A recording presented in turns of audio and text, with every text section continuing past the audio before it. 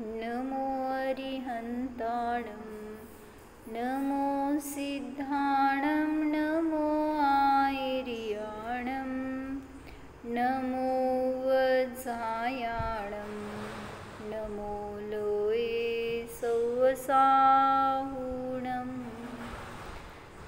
अजरमरविकलविकारी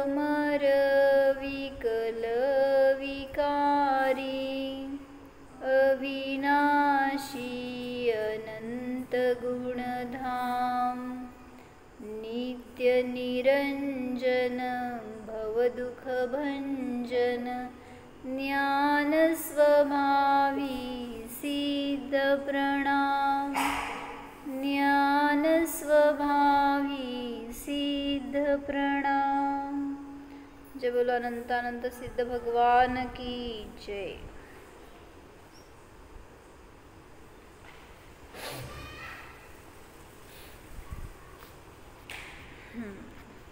काय चाललं होतं आपलं सिद्ध पूजनमध्ये जयमाला बघत होतो, तर त्यातले शब्द हिंदी वाटतात पण ती जयमाला संस्कृतच आहे। जसं अष्टक संस्कृत आहे तसं जयमाला सुद्धा संस्कृतमध्येच आहे ती।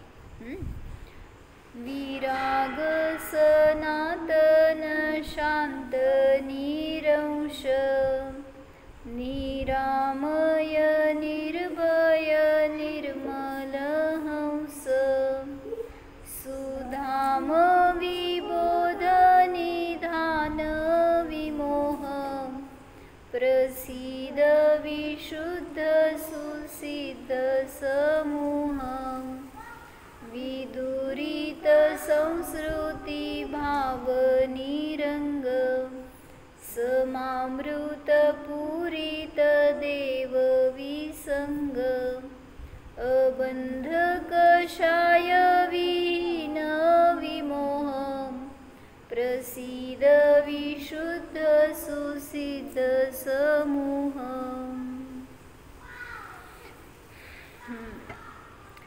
ज्यांनी संसाराच्या योग्य भावाला दूर केलेला आहे, विदुरित दूर करून टाकलेला आहे।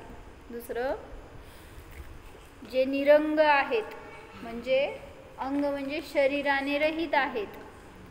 विदुरित संस्कृती भाव निरंग समामृत पूरित देवविसंग ज्यांचं स्वरूप कसं आहे तर समतेने समतारूपी अमृताने पूरित आहे, पूर्ण आहे, भरलेला आहे, असा समता ज्यांचा स्वभाव आहे, असा तो स्वतःचा सिद्ध स्वभाव किंवा असे ते सिद्ध भगवान। आणि कसे आहेत ते विसंग। विसंग म्हणजे काय केला अर्थ?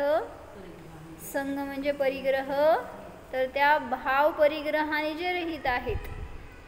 द्रव्य परिग्रहाने रहित सांगायचं नाही आहे तिथं, द्रव्य परिग्रह तर सुटणार पण अंतरंगातून परिणाम सुटत नाहीत, म्हणून पहिल्यांदा अंतरंग परिग्रह सोडायचा। म्हणून माताजी काय म्हणते, शरीराने तुम्हाला सोडायचं का तुम्ही शरीराला? कोण कोणाला सोडायचं? तुला शरीराला सोडायचं आहे का शरीराने तुला सोडायला पाहिजे? मी ज्ञानपूर्वक शरीराला सोडेन ना तर तिथं माझी सल्लेखना होते। काय म्हणले सांगा सुरत काकी? मी शरीराला सोडायचं का शरीराने मला? शरीराला। तुम्ही शरीराला सोडायचं का शरीराने तुम्हाला सोडायचं? मी सोडायचं पहिल्यांदा, तर मरताना आकुलता होणार नाही, मरण तर येणार आहे। तुम्ही नाही सोडलं तर ते सोडणार आहे। म्हणून परिग्रहाला पण तसंच लावा। परिग्रहाला तुम्ही सोडायचं का परिग्रहाने तुम्हाला सोडायचं? हां, तुम्ही सोडत नाही म्हणून मग पोरं बसतात घ्यायला, चला काढा आमच्या नावचं। मरायच्या आधी काय म्हणतात त्याला? मृत्यूपत्र करा। म्हणजे आजकाल त्याच्यासाठी लोक मरायची वाट बघायला लागले शेवटी। आता तुम्ही सोडना म्हणल्यावर मामा सांगतात ना नेहमी एक ते हां हिस्सा पाहिजे, बरोबर। ते सेठजी असते त्यांना 3 पोरं असतात आणि त्या सेठजींना फार आसक्ती असते धनाची, आणि ते सदा ते किल्ले आपल्या जवळच ठेवत असतात, काय त्या तिजोरीच्या। आणि सगळं धन, सगळे कागदपत्र सगळं त्याच्यामध्येच, लॉकरच्या चाव्या, दागिने सगळं त्याच्यामध्येच असायचं. आणि मग ते त्यांनी स्वतःचं जवळ ठेवायचे, ते कोणाला देतच नव्हते. आणि पोरं पण काय म्हणायचं, त्या वडिलांपेक्षा पोरं जास्त धार्मिक म्हणायचे, अशी होती. त्यामुळं त्यांनी कधी विचारत पण नव्हते, मागत पण नव्हते. जर त्यांना द्यायचं नाही आहे माहिती आहे तर कशाला विचारायचं. तर आता त्या वडिलांना शेवटी थकले, तर मरायची वेळ आली म्हटल्यावर त्यावेळेस सगळ्यांनी समजावून सांगितलं त्यांना, समाजातल्या लोकांनी, पंचांनी वगैरे, की आता सोडा मोह. त्याचे ठेवलंय तुमच्या कमरेला खोचून चाव्या, त्याचा मोह सोडा. ते काय तुमच्यासाठी नाही आहे, तुम्ही त्याच्यासाठी नाही आहे. तर ते सगळं सांगून झाल्यावर मग सेठजी तयार झाले आणि तिन्ही पोरांना बोलवलं आणि म्हणले की आता मी ही चाव्या तुमच्या सुपूर्द करणार आहे, घेऊन टाका. तर पोरं काय म्हणाली माहिती का, राहू दे, तुम्ही घेऊन जावा. किती चांगली पोरं आहेत असं म्हणायचं ना आपण. म्हणजे पोरांना समजलं होतं की ह्यांनी काय मेल्याशिवाय सोडायची नाही आहेत. आणि मग ह्यांच्या धनाशी आपल्याला मोहच नको, आणि त्यांना द्यायची इच्छा नसेल तर आपण मागायला पण नको, असं विचार करून ते त्यांच्या नादीच लागायचे नाहीत. आणि मग वडिलांनाच शेवटी पश्चाताप झाला की आपण हे केलं आयुष्यभर, ते चुकलं. असं तुम्हाला पश्चाताप होऊ नये म्हणून हे आपण वाचतोय, शिकतोय, त्यातनं आपल्याला बोध घ्या की त्या परिग्रहाला आपल्याला ज्ञानातून सोडायचं आहे. कुठलाही परिग्रह असू देत, शरीर असू देत, धनधान्य असू दे, परिवार असू देत, तुम्ही बुद्धिपूर्वक सोडणार तर आनंद आहे, नसेल तर जबरदस्ती तर सुटणारच आहे. म्हणून विसंग म्हणजे काय सांगितलं, ज्यांचा भाव परिग्रह नष्ट झालेला आहे असे ते सिद्ध. म्हणून आपल्याला सुद्धा त्या परिग्रहाचे विकल्प न राहोत ह्याच्यासाठी मग वस्तू काय म्हणायचं, वस्तूमुळं तुम्हाला कर्मबंध आहे का कशामुळे आहे? मग म्हणा बघू गाथा समेसारची 265. नाही बंध अधिकारामधली जाऊ दे, ती नको, ती म्हणा 259 नंबरची का 262 नंबरची आहे. कशामुळं बंद होतो? अज्जवसिदेण बंधो म्हणा, सत्ते मारेऊ माव मारेऊ, एसो बंध समासो जीवाणम निश्चयणयस. म्हणजे काय हिंदीतनं म्हणा की, मारो न मारो जीव को हो बंध अध्यवसान से, यह बंध का संक्षेप है तुम जान लो परमार्थ से. काय म्हणले? कशामुळं बंद आहे तुम्हाला? अध्यवसान भाव म्हणजे आपले खोटे परिणाम, त्याच्यामुळं बंद आहे, वस्तूमुळं बंद नसतो. म्हणून जरी संघ म्हणजे परिग्रह तुमच्याजवळ आहे तरी मला त्याची पुष्टी करायची नाही बरं का. परिग्रह ठेवलाय जवळ, ते सोडायचेच भाव अंतरंगात असायला पाहिजेत. पण आपण जर त्याच्याशी अटॅच्ड राहिलो ना तर शेवटी सुटायला लागतं एक त्यावेळेस. मग जसं काय तुम्ही बांगड्या करता, सोन्याच्या बांगड्या करता ना, त्याला काय कमी जास्त करायला नसतं ना. म्हणजे तुम्ही आता आहे समजा जाड आहे, नंतर कृश व्हायला लागला, किंवा आता कृश आहे नंतर जाड व्हायला लागला, ते येत नाहीत ना. मग काय करायचं? ते तुम्हाला नवीन कोण करून देणार नाही आहे. असलेलेच कोण वाट बघते, कोण देता, कोणाला देता म्हणून. मग त्यावेळेस काय करायचं? किती जड अंतःकरणाने सोडावं लागतं ते माहिती आहे. म्हणजे नाही सोडवत नसतं.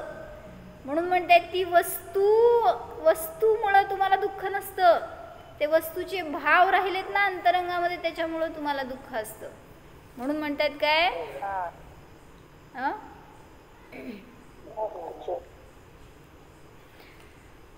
म्हणून अध्यवसानाने बंध आहे, वस्तूमुळं बंध नाही. हा जीवा नाही काय, ते मारा नाही तर नाही मारा, कोणाला हिंसा होऊ दे नाही तर नाही होऊ दे, परिणाम बिघडले तर तिथं नियमाने कर्मांचा आश्रव बंद होतोच. मिळालं? अध्यवसान म्हणजे खोटे भाव जीवाचे. म्हणजे मला परातून सुख येतं, शरीर म्हणजे माझं आहे, किंवा काय माझी ओळख सगळ्या परद्रव्यातून आहे, हे सगळे जे परिणाम आहेत ते सगळे काय म्हणायचं, अध्यवसान भाव म्हणायचं, किंवा खोटे परिणाम जे पण आहेत ते हिंसा झूट आदीचे परिणाम हे सुद्धा अध्यवसान भाव, मिथ्यात्व हे सगळ्यात मोठं अध्यवसान भाव. म्हणून ह्याच्यात पण सांगितलं ना 265 म्हणा वत्थुम वत्थुम पडुच जंपुण अज्जवसाणं तु होदि जीवाणं नयवत्थु दोदु बंधो अज्जवसाणेण बंधोथी. काय अर्थ? अज्जवसिदेण एक अध्यवसाय ही बंधन का कारण है. जीवों के जो अध्यवसान है वह वस्तु को अवलंबन करके होता है तथा वस्तु से बंध नहीं है. अध्यवसान से ही बंध है. काय कळलं सांगा? वस्तु इक्वेशन करून सांगा. इक्वेशन असं म्हणजे समजतंय काय? अध्यवसान भावच बंधाचे कारण आहे. जीवाचे जे अध्यवसान आहेत. नाही तसं नाही, मला काय करायचं इक्वेशन की तुम्हाला वस्तूमुळं बंध नाही आहे म्हणून परिग्रह आहे तर तुम्ही आत्मानुभव घेऊ शकत नाही, ह्याचं खंडन झालं ह्याच्यातून. म्हणजे मला माझ्या आत्म्याचा अनुभव घ्यायचा आहे तर कुठलीही वस्तू बाधक नाही आहे, माझा उपयोग आत गेला तर तिथं मला अनुभव होऊ शकतो, मी तर निर्ग्रंथ आहे. मग वस्तू आहे जवळ तुमच्या आणि तुम्ही काय म्हणताय की मला त्याच्याबद्दल मोह नाही आहे. एकांत पण नाही बरं का, अंतरंगामध्ये विरक्ती आहे तर त्याचे भाव हेच असतात, कधी सगळा हा परिग्रह मी सोडेन. आणि अज्ञानी जीव काय करतो, ह्याचा उलटा अर्थ काढतो, म्हणतो मला कुठं काय मोह आहे, राहू दे घरामध्ये ठेवलेत आणून मी. मग त्याला सांगितलं की वस्तू जवळ आहे तर वस्तूच्या आश्रयाने जीवाला अध्यवसान भाव होतात. म्हणजे आज जरी तुम्हाला त्याचा मोह नाही आहे पण उद्या परवा 4 दिवसांनी 1 महिन्यांनी त्याचा मोह येत जातो. जसं घरात एका ठिकाणी समजा घड्याळ अडकवलंय तर त्याचं लक्ष नसतं लय तुमच्याकडं, फक्त टाईम बघणे एवढंच. अशी किती मोह असतो घड्याळाच्या विषयी घरातल्या. दिसलं का घड्याळातलं घड्याळ? दिसलं म्हणतात लगेच. हा इथं घेऊनच बसलाय जवळ. मग त्याच्याविषयी लय मोह असतो असं नाही, पण समजा ते घड्याळ तिथनं हल्लं, कोणतर काढलं, सांगा किती डिस्टर्बन्स तुम्हाला. सारखं तिकडे जाते नजर. कोण नेलं, हां बंद पडलं, हां बंद पडलं तरी सुद्धा विकल्प होते म्हणे. काय म्हणते? हां आणि मग ते कोण काढलं, ते बंद का पडलं, त्याला कोण चालू का करत नाही, किती विकल्प. मग सांगा मोह आहे का नाही मागं त्याच्या. मग तुम्हाला वाटत होतं की कुठं काय घड्याळाबद्दल आम्हाला काय मोह असतो का, सोन्या चांदीबद्दल असेल वेगळी गोष्ट आहे घड्याळाचा पण. म्हणून म्हटलं वस्तू जवळ आहे तर त्याच्याविषयी अध्यवसान भाव असतात आणि जिथं अध्यवसान भाव आहे तिथं नियमाने आश्रवबंध आहे. काय म्हणले? जिथं जिथं वस्तूविषयी मोह म्हणा ते अध्यवसान भाव आहे, तिथं तिथं कर्मांचा आश्रवबंध आहेच. म्हणून जेवढे कमी वस्तू असतील ना तेवढं चालू शकतं आपल्याला, पण नाही गोळा करायची सवय लागलेली असते ना त्याच्यामुळं त्यातच अडकत जातो जीव. किती कमी करू शकतो ना तेवढं करायला पाहिजे उलट. म्हणजे आता धर्मक्षेत्रामध्ये पण येतात लोक, तर आता आवश्यकता नसती पण किती काय काय सांभाळून ठेवतात माहिती आहे का. म्हणजे एकांच्याकडे असं बघितलं की ते काय करतात, म्हणले असं जाऊन कुठं क्षेत्रावर वगैरे राहतात किंवा कुठं एखादी रूम करून राहतात, असे असतात अनेक जण. तर ते फॅमिली सगळी समजा असं, किंवा कोण असं एखादे ब्रह्मचारी म्हणून असतील ते, तर त्यांच्या घरामध्ये त्यांच्या खोलीमध्ये इतका परिग्रह असतो ना, इतका अनावश्यक म्हणायचं त्याला. काय म्हणजे गरज किती असती हो, कपडे ठीक आहे, तुमचं काय स्वच्छतेचं साबण बिबण तेवढं तेल बिल असं असेल गोष्ट वेगळी. अजून पण काय एखाद दुसरं काय तुम्हाला लागत असेल, डायरी पुस्तक वही पेन ठीक आहे. ह्याच्या पुढं सांगा अनावश्यक परिग्रह किती आहे हो. जाऊ दे, तुम्ही लगेच धार्मिक म्हणल्यावर माझ्याकडे बघू नका, तुमच्यासाठी पण विचार करा की ज्याला आवश्यकता नाही आहे ते किती म्हणून परिग्रह जवळ ठेवलाय तुम्ही, पण काढू शकतो त्यातनं, पण किती काढतो? काय रे होती का की किती अनावश्यक घरी सामान सांगा आहे की काय? मग आता ज्ञान होऊन काय फायदा तुम्हाला? जवळच ठेवलंय म्हटल्यावर प्रत्येक वस्तूच्या मागं तेवढं आपलं पुण्य प्रति समयाला खर्च व्हायला लागलंय, एकाचं नाही, घरातल्या सगळ्यांचं. आणि मग ते पुण्य खर्च करून काय होणार आहे? पुढं पुण्य वाढणार नाही आहे, उलट तुम्ही पापाकडं चाललाय. म्हणून म्हटलं की वस्तू जवळ ठेवायचं तर मोह आहे हे स्वीकारा त्याचा, त्याच्याशिवाय ती जवळ राहणार नाही. आणि जिथं वस्तू आहे, अध्यवसान भाव आहे, तिथं नियमाने बंध आहेच. मग तिथं सांगतायत की जे सिद्ध आहेत ते निसंग आहेत म्हणून अबंध आहेत. काय केलं? संग परिग्रहाने रहित आहेत असा अनुभव सतत चालू आहे म्हणून बंध रहित आहेत. म्हणून पुढे विशेषण घेतलं अबंध कषाय विहीन विमोह. असे ते सिद्ध भगवान चेतन अचेतन आणि मिश्र परिग्रहाच्या विषयी मूर्छेने रहित आहेत.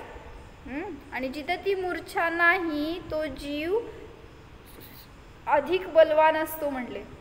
काय? जिथं परिग्रहाविषयी मूर्छा असते ना तिथं तो जीव कमजोर असतो. तुम्हाला त्याचा वीक पॉईंट म्हटला जातो. तुमचा वीक पॉईंट काय? पहिला होता नवरा, नंतर होता मुलगा, नंतर नातू.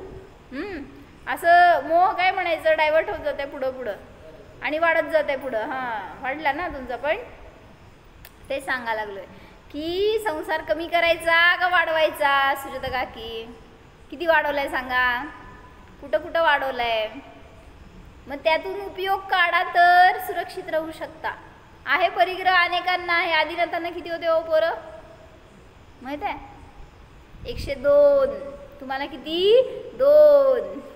माझी 100 काढली तरी सुद्धा त्यांच्यापेक्षा डबल मोह आहे तुम्हाला. ते तेवढ्यातनं बाहेर पडून विरक्त होऊन दीक्षित झाले, मोक्षाला पण गेले. तुम्ही त्या 2ला सोडू शकत नाही, त्या 2चं विकल्पातून बाहेर पडू शकत नाही. असं आहे आपलं, आपले परिणाम, आपले विकल्प, आपला मोह त्या सगळ्याविषयी. तो वास्तव में संगपना विकल्प में ही है, पदार्थ तो अलग अलग ही है. त्रिकाल में भी जीव पुद्गल न होगा, पुद्गल जीव न होगा. यही नहीं, आकाश के एक क्षेत्रावगाही होकर भी. चांगलं सांगितलंय. काय? आकाशाच्या प्रत्येक प्रदेशावर एक एक प्रदेश आहेत, तर ते प्रदेश सुद्धा दुसऱ्या प्रदेश रूप होत नाहीत. आकाशाचे प्रत्येक एक पॉइंट जे आहेत ते प्रदेश सुद्धा अन्य प्रदेश रूप होत नाहीत. अतः सिद्ध भगवान उन संयोग के विकल्प भावों से रहित है और उन संयोगों से भी रहित है. त्यांच्यामध्ये त्या संयोगाच्या विषयी कुठले परिणाम देखील नाहीतच. असंग भावना और असंग वृत्ति की महिमा का वर्णन करना कठीण है. काय म्हणले? छान घेतले. असंग भावना आणि असंग वृत्ती ह्या दोन्हींची महिमा कशी आहे म्हणजे काय हो? असंग भावना म्हणजे काय? असंग वृत्ती म्हणजे काय? म्हणजे भावना अंतरंगातली आणि त्यापूर्वक प्रवृत्ती. नुसती प्रवृत्ती त्याच्या ठिकाणी भावना असेल नसेल, पण भावना आणि त्यापूर्वक प्रवृत्ती ह्याची महिमाच वेगळी आहे हे सांगतात. यह वह अवस्था है जिससे आत्मा परमात्मा बनता है. म्हणजे तुमच्या असंगतेच्या चिंतनाने आणि तशा प्रकारच्या प्रवृत्तीनेच आत्मा परमात्मा बनतो. इंद्र, धर्णेंद्र और चक्रवर्ती निसंग साधु के चरणों की रज मस्तक पर बड़ी श्रद्धा के साथ में लगाते हैं. सांगा कोणाकडं कोण जास्त श्रेष्ठ आहे? चक्रवर्ती, इंद्र, नरेंद्र काय तुमचं, आणि त्याच्यासमोर दिगंबर मुनी कोण श्रेष्ठ आहेत? परिग्रहाच्या बाबतीत कोण श्रेष्ठ आहे? परिग्रह कुठे आहेत त्यांच्याकडं? म्हणजे परिग्रहाची श्रेष्ठता बघायची नाही आहे, तर परिग्रह ज्याच्याकडे आहे तो उलट निकृष्ट झाला मुनींच्या समोर. म्हणून इंद्र, धर्णेंद्र, चक्रवर्ती बनायचं हे भाव करू नकात. त्यांचं वैभव मला पाहिजे हे विचार नकोत. मग त्यांचं ते सगळं भोग, त्यांचे सगळे ती वैभव ते मिळवायचं, ते मोजायचं, त्याच्यामध्ये आनंद मानायचे, हे सगळ्यांचे भाव. त्यामुळं मुनींचं कुठं काय दिसतंय मग? म्हणून सांगतायत की हे सगळे जे आहे चक्रवर्ती आदी शलाका पुरुष सगळे कामदेव आदी वगैरे ते त्या दिगंबर मुनींच्या चरणाची रज मस्तकाला लावतात आणि स्वतःला महान समजतात. म्हणजे अशी महिमा आहे. कशाची? असंग भावना और असंग वृत्ती की महिमा आहे. म्हणजे त्या मुनिराजांनी भावना तशी केली आहे आणि तशी प्रवृत्ती करतायत, म्हणून तिथं त्यांना तेवढं महत्त्व आहे. उनके चरणों पर मस्तक टेक कर अपने को धन्य मानते हैं. आज तक जितने भी सिद्ध पद को प्राप्त हुए हैं और आगे अनंत काल तक होते रहेंगे, वे सब निस्संग होकर ही हुए हैं, निर्ग्रंथ होकर ही होंगे. जेवढे काही सिद्ध झालेत आजपर्यंत, किती झाले? किती सिद्ध आहेत? अनंत सिद्ध आहेत. तर ते अनंत सिद्ध कसे झाले? तो असंग भावनेच्या चिंतनाने आणि प्रवृत्तीनेच. म्हणून तेवढे 2 शब्द आपल्यासाठी कोरून ठेवा. माझ्यामध्ये असंग भावना आहे का आणि असंग प्रवृत्ती आहे का? नुसती भावना करून बसला तरी सुद्धा एकांत झाला, आणि नुसती प्रवृत्ती करताय तरी सुद्धा ते पण निरर्गलता झाली, शिथिलाचार झाला. तो पण नुसता आपण जर परिग्रह सोडत राहिलो तर, भावना नाही बदलली अंतरंगातली, तर तो पण मोक्ष मार्ग नाही. सातिशय पुण्य के धारी तीर्थंकर भी जब तक निर्ग्रंथ नहीं होते. काय म्हणले? नीट आहे का? कोणाचं पुण्य जास्त आहे हो? कोणाचं पुण्य जास्त आहे? तीर्थंकरांचं का मुनींचं? होय. तर सातिशय पुण्याची धारी तीर्थंकर सुद्धा जोपर्यंत निर्ग्रंथ होत नाही तोपर्यंत अपने स्वरूप में स्थिर नहीं रह सकते म्हणलेत बरं का. कर्मों को नहीं काट सकते. हम अपनी आँखों के सामने देखते हैं कि बड़े कहलाने वाले राजा महाराजा साधु के चरणों में अपना मस्तक टेकते हैं. साधू कभी उन्हें ऐसा नहीं करता.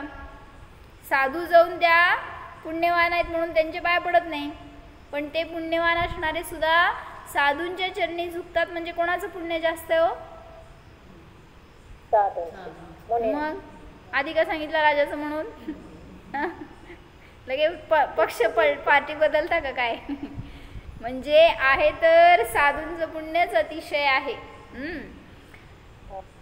जो साधु कहला करके भी धनी मानी और लौकिक प्रतिष्ठा से प्रतिष्ठित व्यक्तियों की खुशामद करते हैं, उन्हें खुश रखने की फिक्र में रहते हैं, वे साधु ही नहीं है, ढोंगी और संसारी है.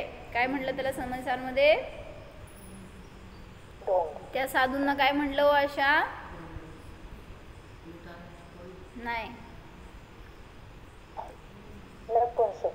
नाही, अशा साधूंना काय म्हणलं की जे परिग्रहामध्ये आसक्त असतात, जे की परावर दृष्टी ठेवतात. नाही नाही, अष्टपाऊड मध्ये पण आलाय तो शब्द, पण ह्याच्यामध्ये घेतलंय की यांनी? नाही नाही. तिर्यंच म्हटलं त्यांना. वो श्रमण नाही तिर्यंच है. काय म्हणतो आपण ते? आहेत ना नाव, पण लक्षात येणार नाही. काय म्हटलं? मला नाही ते हे हिंदी काव्य आठवे ना त्याचं. ह्याच्यात आलंय ना कुंद शतक मध्ये. पाखंडी पण म्हणलं शब्द अशा साधूंना. तर ते 2 ओळी चांगले घेतले कुंद शतक मधले. तर अशा साधूंची महिमा नसते, पुण्य नसतं. ज्यांचे की अंतरंगामध्ये मिथ्या वासना आहे, चुकीचे अभिप्राय आहेत, अध्यवसान भाव आहे, ते साधू नसून ढोंगी आहेत, संसारी आहेत, पाखंडी आहेत, तिर्यंच आहेत म्हणून सांगितलं. ज्यांचा परिग्रहामध्ये किंचित जरी मोह आहे तरी ते श्रमण नाही तिर्यंच है, असं घेतलं होतं.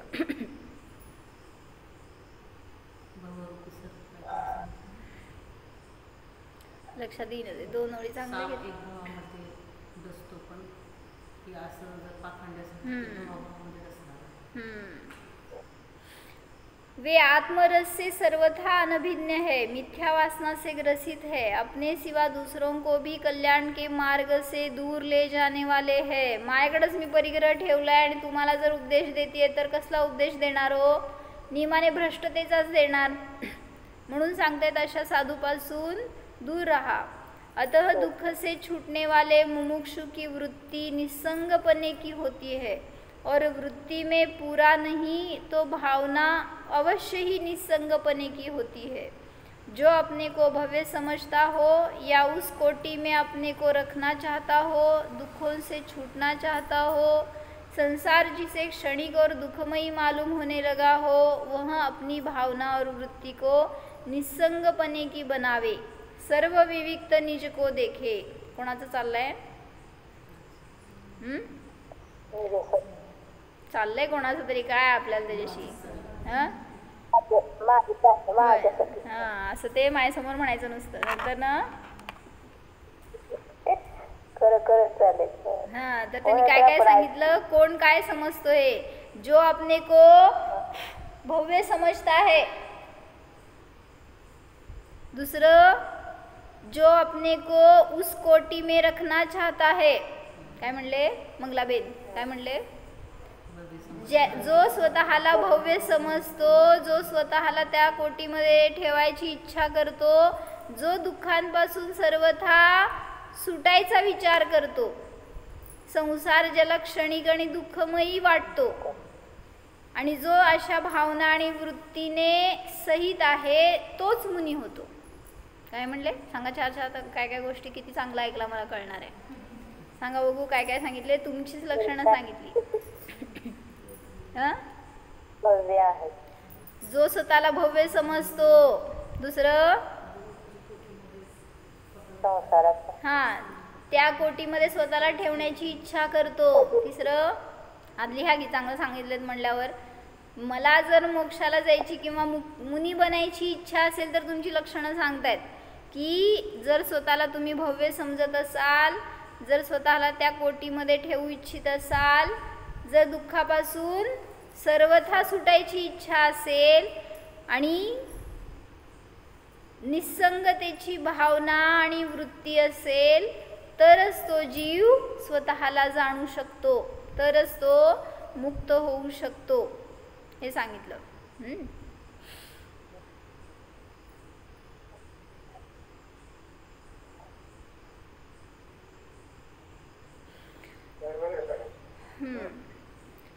तर अबंध मध्ये काय सांगत होते? बंध कोण करतो? बंधाचं कारण कोण?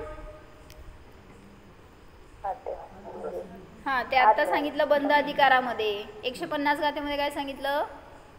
बंधाचं कारण कोण? बंध का होतो? समयसारची 150 गाथा आहे. नैना काकी म्हणा. हा, नाही, रत्तो बंधदी. जो आसक्त होतो, रत होतो, तो बंधाला प्राप्त होतो. म्हणजे तुमचे आसक्तीचे परिणाम हे बंधाला कारण आहेत. काय सांगितलं? रत्तो बंधदी कम्मम मुच्चदी जीवो विराग संपत्तो. राग आहे तो बंधाला कारण आहे आणि विराग आहे तो अबंधाला कारण आहे. म्हणून भगवान मुक्त का झाले मावशी? भगवान मुक्त का झाले ते मुनी? तर ते विरागी होते म्हणून. आणि तुम्ही काय इथं बसलाय अजून माझ्या समोर? मी पण रागी आणि तुम्ही पण रागी, असं का? म्हणजे जिथं राग आहे तिथं बंधन आहे, समजून घ्या. म्हणून जेव्हा राग सोडणार आहे ना, आज सोडा, उद्या सोडा, नाहीतर अनंत काळाने सोडा, तेव्हाच मुक्ती आहे, त्याशिवाय नाहीच. मग चंदनाची कशी होती हो प्रवृत्ती? अशी ती विरागी असायची. कशामध्ये तिला आसक्ती नव्हती. आता त्या सेठजींच्या घरी राहिली आहे तरी सुद्धा त्या सेठजींविषयी किती तिला आसक्ती, की नाही मला मी ह्यांच्याकडेच राहणार, असे भाव नव्हते. जरी ती त्यांना आदर देतीये, पिताजी म्हणतीये, जरी त्यांचं बहुमान करतीये, तरी सुद्धा कोणाच्या मध्ये मोही होणार तर अडकणार. तर काल आपण बघितलं होतं काय छान वाक्य सांगितलं होतं, काय सांगा बघू. चंदना काय म्हणाली, वात्सल्य कोणाला देऊ शकता आणि कोण तुम्हाला वात्सल्य देऊ शकता याची लक्षणं सांगितली. सांगा हो. काय सांगितलं लिहिलं का नाही काल. हां नाही मी वात्सल्य कोणाला देऊ शकतो कधी आणि मला वात्सल्य कधी मिळू शकतं ह्याची 2 लक्षणं सांगितली होती मी. बेस्ट सांगितली आहेत. सांगू. हम सामने वाले के औदयिक एवं शैक्षणिक भावों को गौण करे तभी वात्सल्य दे सकते हैं. समजलं का काय म्हणायचं आहे. म्हणजे मी जर समोरच्याला असंच बघेन की हा फार क्रोधीच आहे, हा फार मानी आहे, ह्याला काय द्यायचं आहे, ह्याला काय सांगायचं आहे, किंवा तो काय ऐकत नसतो, तो सदा मीपणा करतो, काय पण असतील जे काय औदयिक भाव, तर त्या औदयिक भावांकडे बघाल तर तुम्ही वात्सल्य नाही देऊ शकत. आणि क्षैक्षमिक भाव, त्याला काही कळतच नाही, त्याची बुद्धीच नाही आहे त्याला, हे सगळे क्षैक्षमिक भाव तर जे पण असतील ते, मग त्या भावांना गौण कराल तरच त्याला वात्सल्य देऊ शकता हे सांगितलं त्यांनी. आणि वात्सल्याचा मी पात्र कधी बनतो लिहिले ना काल तुम्ही हे 2 गोष्टी. काय लिहिलं तुम्ही कुठं होता. हाँ तभी वात्सल्य दे सकते हैं. और वात्सल्य ले कब सकते हैं. समता भाव और सहनशीलता. बरोबर. जर माझ्यामध्ये समता भाव आणि सहनशीलता असेल तरच मी वात्सल्याचा पात्र ठरू शकतो. सांगा काय सांगितले 2 गोष्टी.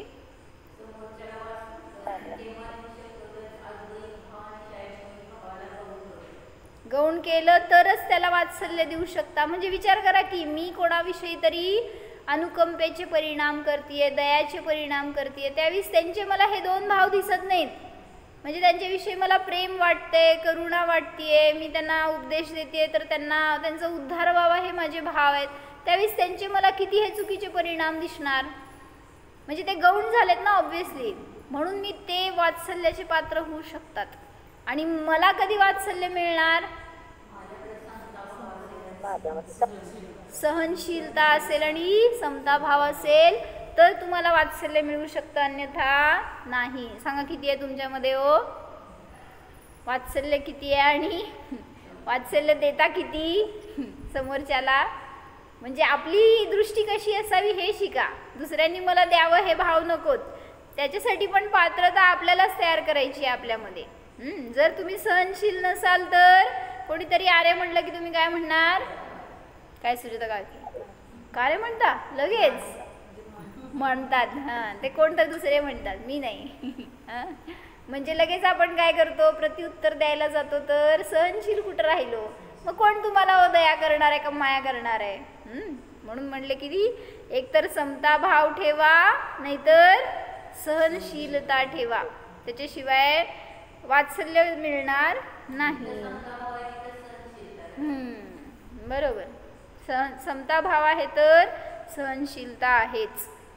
जसं लौकिकामध्ये पण सगळ्या उदाहरणामध्ये कळालं आपल्याला. महात्मा गांधींना काय केलं, त्या ट्रेनमधनं बाहेर ढकलून दिलं. काय केलं हो त्यांनी.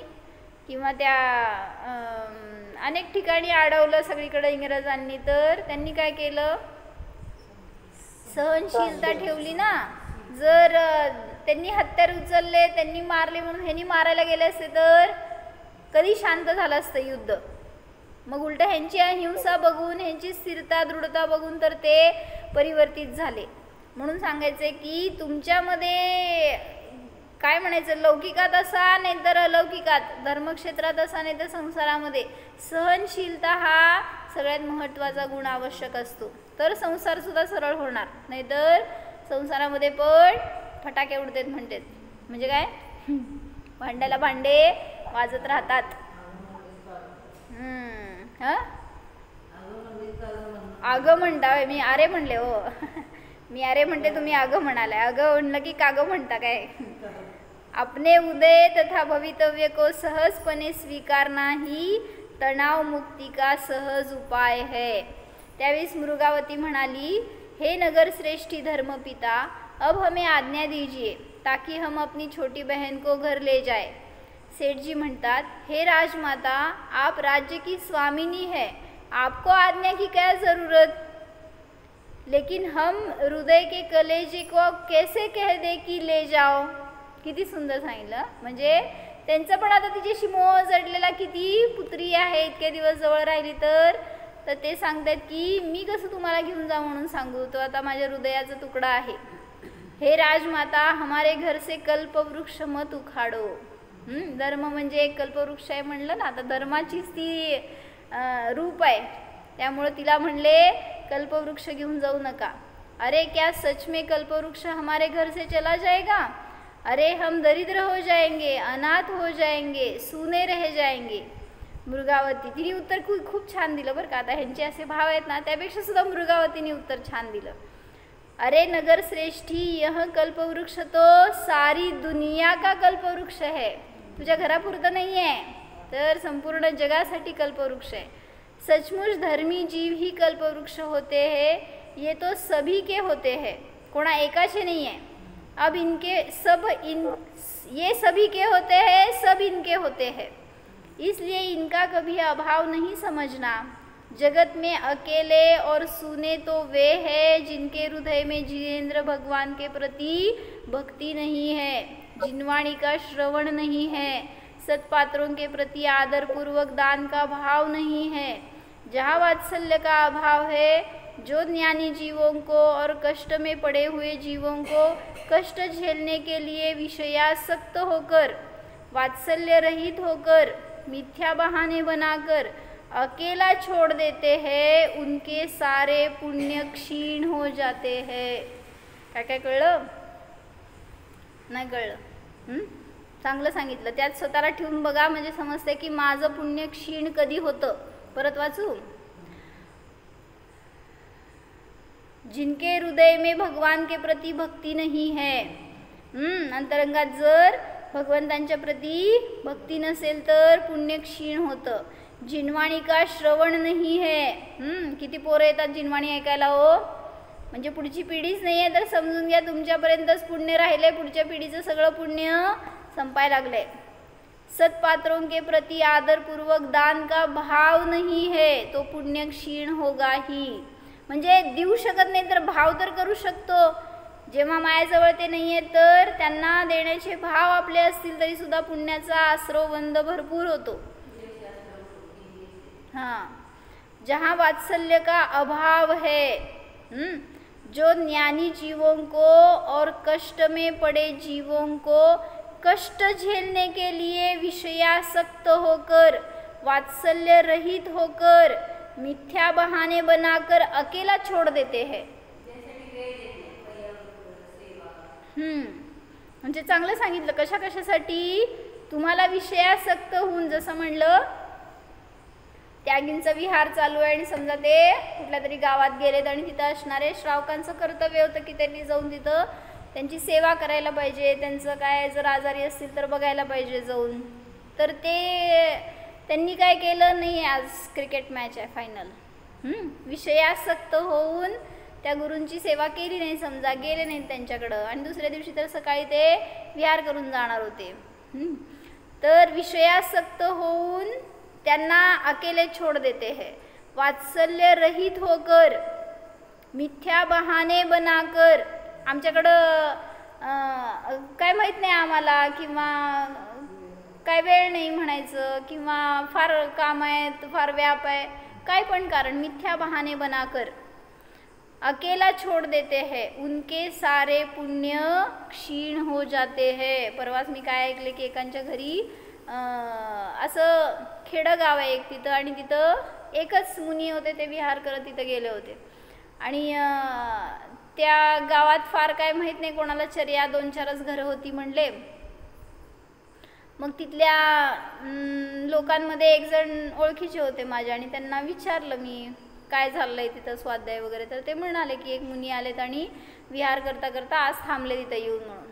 मग म्हटलं गेला का तुम्ही त्यांच्या सेवेमध्ये, त्यांना काय अनुकूलता द्यायला? तर त्यांनी म्हटलं की नाही, ते घरापासून फार दूर आहेत आणि मग काय घरातनं वेळ मिळाला नाही किंवा काय जमलं नाही असं. मग ते आत्ता कळलं मला की ते उद्या सकाळी जाणार आहेत, म्हणून मी आत्ता संध्याकाळी जाऊन आलो त्यांच्याकडं. मग त्यांना म्हटलं आम्ही की आमच्या घरी या, आता काय पाहुणे आहेत असं घरी या म्हणायला, मुनी आहेत ते. तर मावशी, तर ते घरी या म्हटल्यावर काय थोडी येतो म्हणाले. मग ते म्हणाले नाही, सकाळी 6 वाजता विहार आहे असं त्यांनी सांगितलं. आणि मग ह्यांनी विनंती केली की घरावरून चला किंवा काय, तिथं आता माहीत नाही मला त्यांच्याकडे देव होते का काय, असं दर्शन करून जावा असं काय म्हणले असतील ते.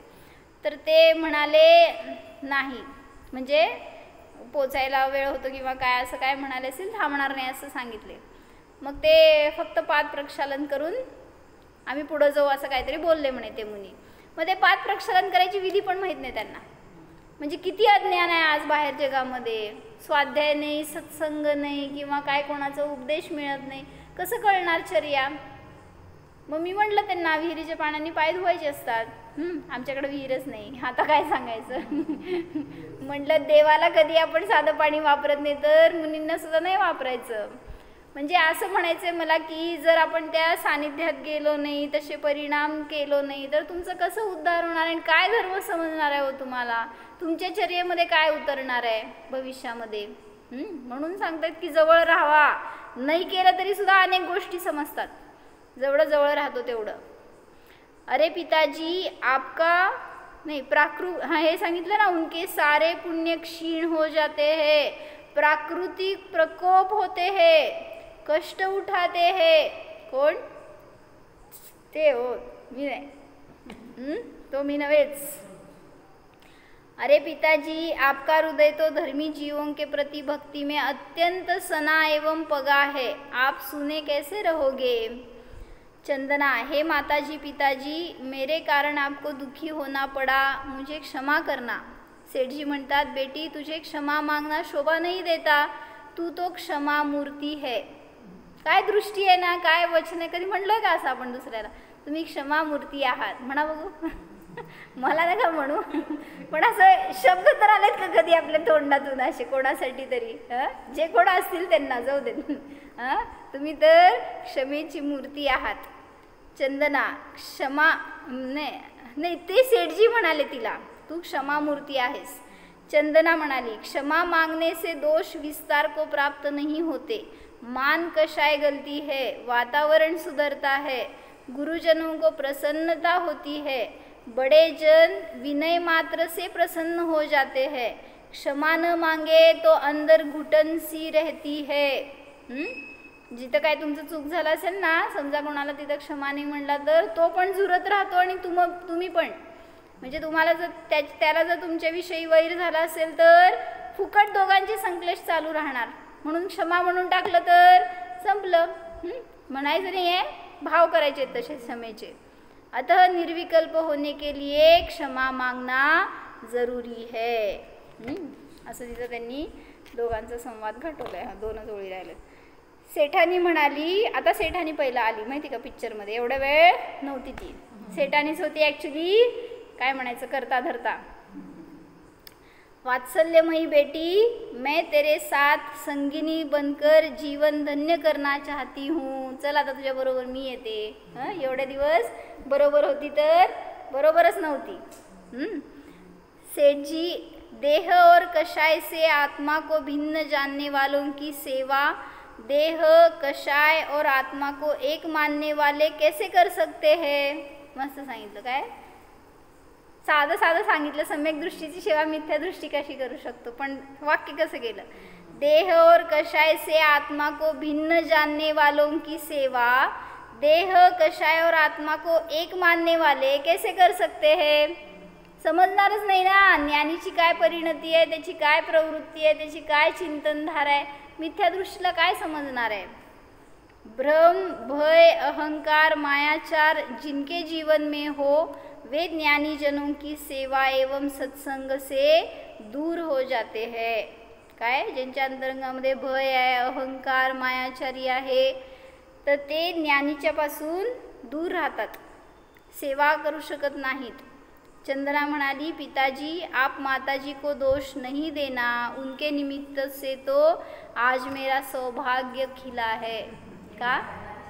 हां, तिच्यामुळं तर महावीरांची पारणा झाली. त्याच्यामध्ये मी निमित्त ठरायला थोडी मी काय केस कट करणार होते, मुंडन करून काय हातात बेड्या धरून थोडी मी बसणार होते. ती परम उपकारी आहे माझी, तुम्ही तिच्याविषयी गैरभाव करू नका. असं सांगून ती त्या हाँ बरोबर. प्रतिकूल अनुकूल है वो तो उपकारी है ही, प्रतिकूल जो है वो परम उपकारी होते है. म्हणून ती असं नुसतं शब्दात नाही म्हणाली बरं का, तिचे भाव तसे होते. आपण शब्दातनं काढतो तसे, पण भाव नसतात, थोडंसं तर राहिलेलं असतं अंतरंगामध्ये. त्यांनी सगळं असं म्हणले, पण ते पण आणि परंतु असते ना, तेच जंतू असते आणि मग ते सगळं खात जातो आपले जे परिणाम चांगले आहेत त्याला. म्हणून आपले परिणाम चांगले ठेवायचे तर वात्सल्य दुसऱ्याला द्या आणि स्वतः वात्सल्याचे पात्र बना. उठा तुम्ही. ओम.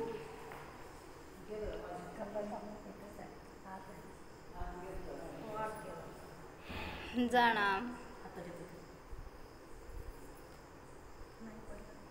हामी शरीर रहित, कषाय रहित, द्वेष रहित, विषमता रहित जीव आहे.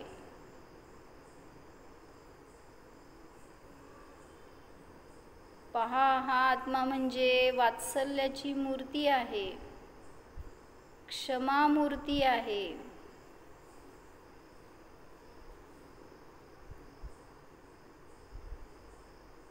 या जगात माझा कोणीही वैरी नाहीच, कोणीही शत्रू नाहीच. सर्वांना जीव पहा, त्या सर्वांना हा मी जाणणारा मात्र आहे. ज्ञायक स्वरूपोऽहम्.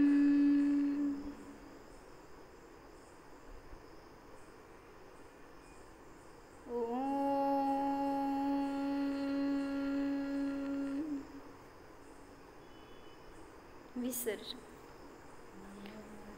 नमो हरिहंता.